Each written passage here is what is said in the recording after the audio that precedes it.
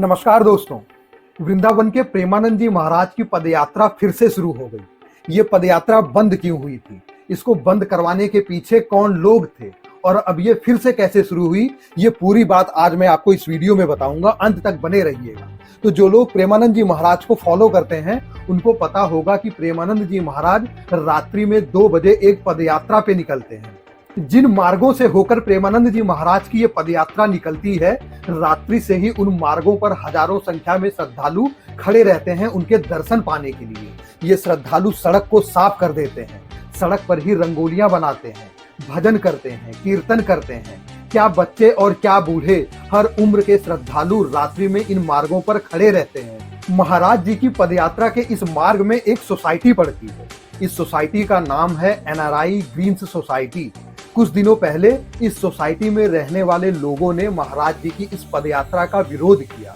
इस सोसाइटी के लोगों का ये कहना था कि जो श्रद्धालु आते हैं वो भजन कीर्तन करते हैं, इसकी वजह से जो शोर शराबा होता है उसकी वजह से उन्हें दिक्कतें होती हैं, उनकी नींद खराब हो जाती है। एक ब्रजवासी होने के नाते मैं महाराज जी से आग्रह करना चाहूंगा कि ये अपनी पदयात्रा को शांतिपूर्ण तरीके से निकालें।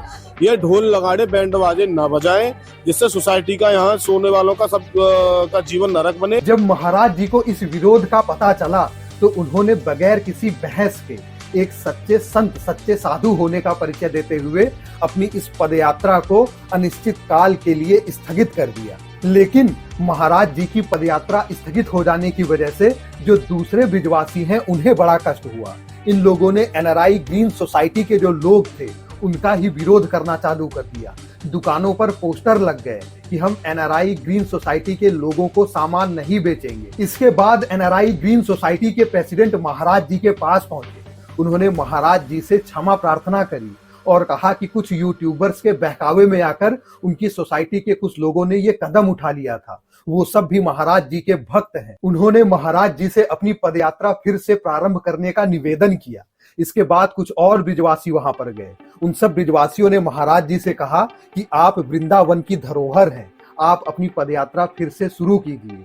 जब ब्रिजवासियों ने महाराज जी से ऐसे करबद्ध निवेदन किया तो महाराज जी ने भी कहा कि ठीक है, कल से पदयात्रा फिर से अपने समय पर चालू हो जाएगी। जो ब्रिजवासी प्रेमानंद जी महाराज से मिलने आए थे उन्होंने एक बड़ी महत्वपूर्ण बात बोली। उन्होंने कहा कि वृंदावन जैसी धार्मिक जगहों पर अगर कीर्तन नहीं होगा, सत्संग नहीं होगा तो और क्या होगा। यहाँ पर भजन कीर्तन तो 24 घंटे चलते ही रहना चाहिए। क्या आप लोग ब्रिजवासियों की इस बात से सहमत हैं? कमेंट करके हमें जरूर बताइएगा। चैनल को सब्सक्राइब कर लीजिए। मिलते हैं अगले वीडियो में, तब तक के लिए नमस्कार।